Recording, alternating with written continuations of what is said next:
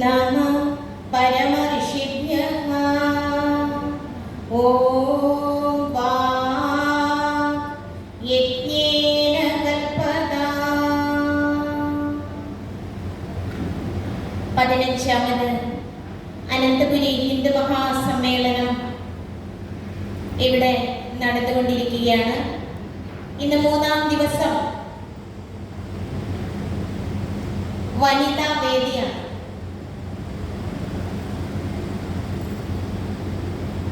നമ്മുടെ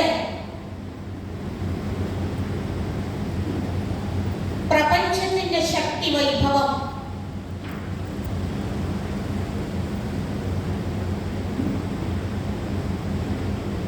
പൂർണ്ണമാണ്. ശിവശക്തി ഐക്യ സംഭൃതമാണ്. സമ്യക്കാവും വണ്ണം നല്ലവണ്ണം പ്രകർഷേണ പഞ്ചീകൃതമായിരിക്കുന്ന ഈ പ്രപഞ്ചം അത് ശിവശക്തി ഐക്യ സ്വരൂപമാണ്.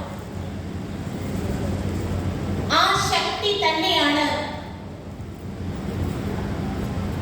വനിത.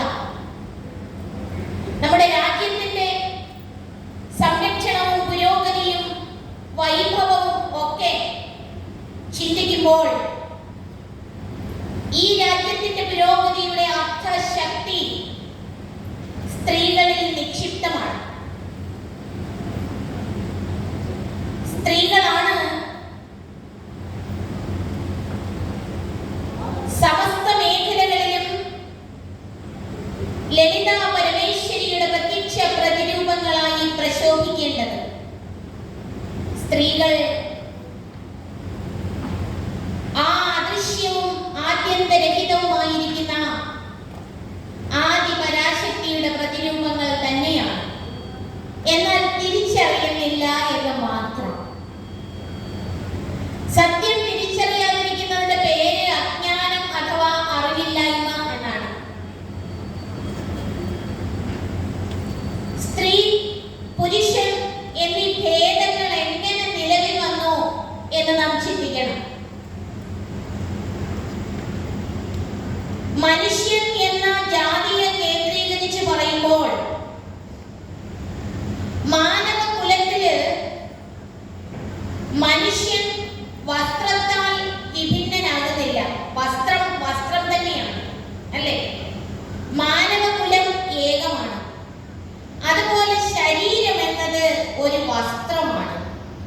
നാം അണിഞ്ഞിരിക്കുന്ന വസ്ത്രം അനേക ജന്മങ്ങളിലായി കടന്നു പോകുന്ന കടന്നു വന്നിരിക്കുന്ന ഒരു ജീവാത്മാവ് ഇപ്പോൾ സ്വീകരിച്ചിരിക്കുന്ന വസ്ത്രം ഏതൊന്നാണോ അതിനനുസരിച്ച് നമ്മൾ സ്ത്രീ എന്നും പുരുഷനെന്നും പറയുന്നു. ഇത് വ്യാസമഹർഷിയും വസിഷ്ഠനും ശങ്കര ഭഗവത്പാദനും തുടങ്ങി ഇന്ന് വരെയുള്ള സകല സത്യദർശികളും തപശക്തിയുടെ ബലത്തിൽ സത്യദർശന അനുഭൂതിയുടെ പിൻബലത്താൽ വളരെ വ്യക്തമായി സ്പഷ്ടമായി നമ്മെ ഉദ്ബോധിപ്പിച്ചതാണ്. വാസാംസി ജീർണാനി യഥാ വിഹായ തഥാ ജീർണാനി ശരീരാണി വിഹായ അന്യാനി ശരീരാണി ഗൃഹ്ണാതി. കഴിഞ്ഞ ജന്മങ്ങളിൽ ഒരു പക്ഷേ പുരുഷനായിരുന്നിരിക്കാം, പുരുഷ ശരീരം സ്വീകരിച്ചെന്നിരിക്കാം, അല്ലെങ്കിൽ മറ്റേതെങ്കിലും ശരീരം സ്വീകരിച്ചിരുന്നിരിക്കാം. ഇപ്പോൾ സ്വീകരിച്ചിരിക്കുന്ന കോസ്റ്റ്യൂം വസ്ത്രം സ്ത്രീയുടേതാണ് എന്ന് മാത്രം. അപ്പോൾ വസ്ത്രത്തിനനുസരിച്ച് സത്ത മാറുന്നില്ല എന്ന് മനസ്സിലാക്കണം. ഈ പ്രപഞ്ചം എന്ന് പറയുന്നത് ശക്തിയാണ്. അത് ഭൗതിക ശാസ്ത്രവും വളരെ വ്യക്തമായി തെളിയിച്ചിട്ടുണ്ട്. The entire world is energy. ഈ പ്രപഞ്ചം ഊർജമാണ്, ശക്തിയാണ്. അങ്ങനെയെങ്കിൽ നാം ഓരോരുത്തരും ശക്തിയാണ് എന്നുള്ള വസ്തുത തിരിച്ചറിയാതെ സ്ത്രീയാണ് പുരുഷനാണ് എന്ന് വിഭിന്നമായി അഭിമാനിച്ചുകൊണ്ടിരിക്കുകയാണ്. ഈ അഭിമാനം അജ്ഞാനമായി പരിണമിച്ചിട്ട് ശക്തിയെ വിസ്മരിക്കുന്നു, ആന്തരിക സത്തയെ വിസ്മരിക്കുന്നു.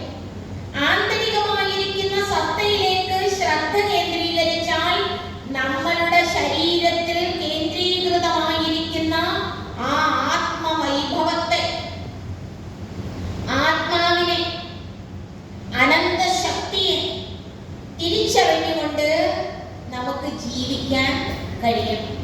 അതുകൊണ്ട് ഈ ശരീരത്തിൽ ഒരു ആത്മാവുണ്ട്, അതിനെ തേജോമയമാക്കണം എന്നുള്ളതാണ് വനിതാ വേദിയിൽ അഥവാ നാരി ശക്തി തിരിച്ചറിയേണ്ട ഒരു വസ്തുത.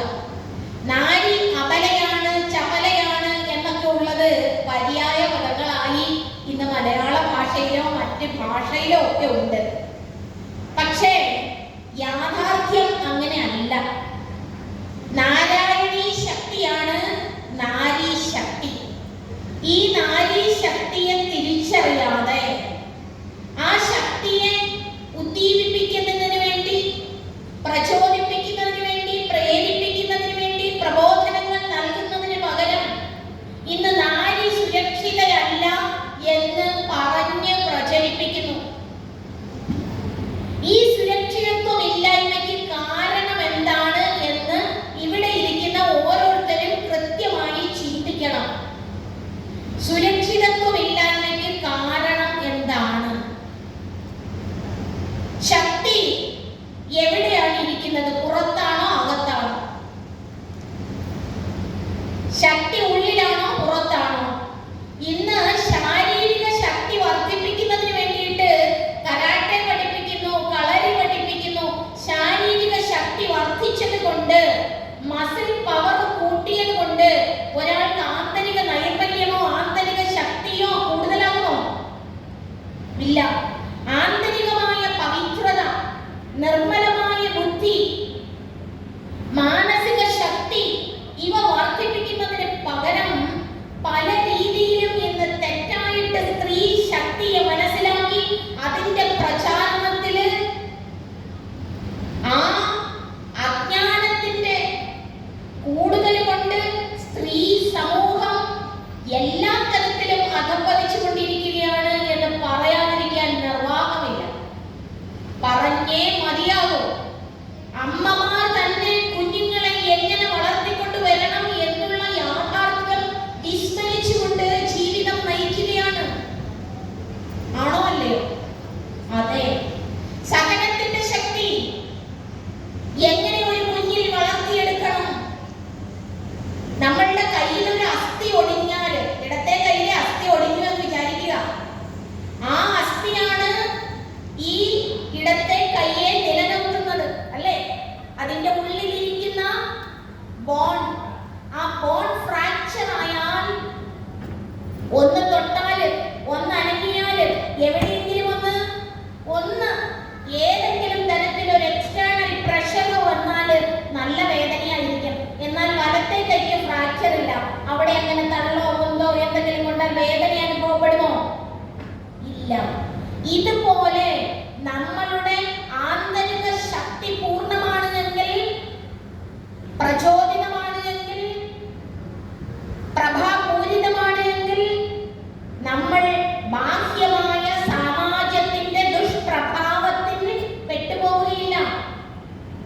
സാമാജികമായ ദുഷ്ടതരമായ പ്രഭാവങ്ങൾ വന്നു ഭവിച്ചാൽ പോലും അത് നമ്മെ ബാധിക്കാതിരിക്കണമെങ്കിൽ നാം ആന്തരികമായ കരുത്തുള്ളവരായിരിക്കേണ്ടതായിട്ടുണ്ട്. ഇനി ഓരോരുത്തരും ഇത് കേൾക്കുമ്പോൾ ശ്രദ്ധിച്ച് സ്വയം ആത്മപരിശോധന ചെയ്ത് തനിക്ക് ആന്തരിക കരുത്തുണ്ടോ, മാനസിക ശക്തിയുണ്ടോ, ആത്മീയ ശക്തിയുണ്ടോ, പവിത്രതയുടെ ശക്തിയുണ്ടോ എന്ന് സ്വയം താൻ തന്നോട് ചോദിക്കുമ്പോൾ തനിക്ക് മനസ്സിലാകും താൻ ആരാണ്. ബാഹ്യമായിരിക്കുന്ന മാംസത്തിന്റെ ശക്തിയാണ് എങ്കിൽ നമ്മേക്കാൾ ശക്തിയുള്ളവരാണ് സിംഹം പോലുള്ള മൃഗങ്ങളൊക്കെ.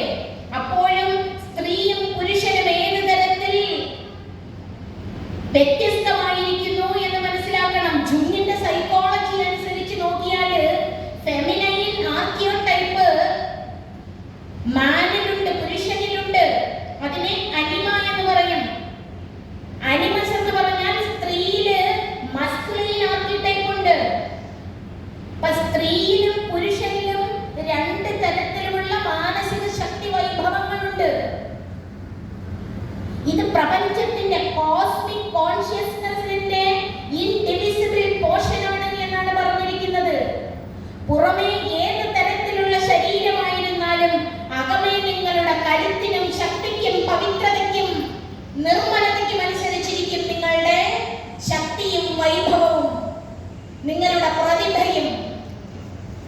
തിരിച്ചറിഞ്ഞുകൊണ്ട് ഓരോരുത്തരും താൻ ആത്മാവാണ്, ആത്മാവാണ് ഈ പ്രപഞ്ചത്തിന്റെ സ്വരൂപം, ഈ പ്രകൃതിയുടെ സ്വരൂപം, അനന്തമായിരിക്കുന്ന അദൃശ്യമായിരിക്കുന്ന ബോധമാണ് എന്ന് തിരിച്ചറിഞ്ഞുകൊണ്ട് ഞാൻ സ്ത്രീയല്ല, ഞാൻ പുരുഷനല്ല, പിന്നെയോ ആ അദൃശ്യമായിരിക്കുന്ന ആത്മശക്തിയാണ് എന്ന് തിരിച്ചറിഞ്ഞുകൊണ്ട് ജീവിക്കാൻ നാം ഓരോരുത്തരും ദൃഢപ്രതിജ്ഞയുള്ളവരായി തീരണം, പ്രതിജ്ഞാബദ്ധരായി പരിവർത്തിതരാകേണ്ടതായിട്ടുണ്ട്.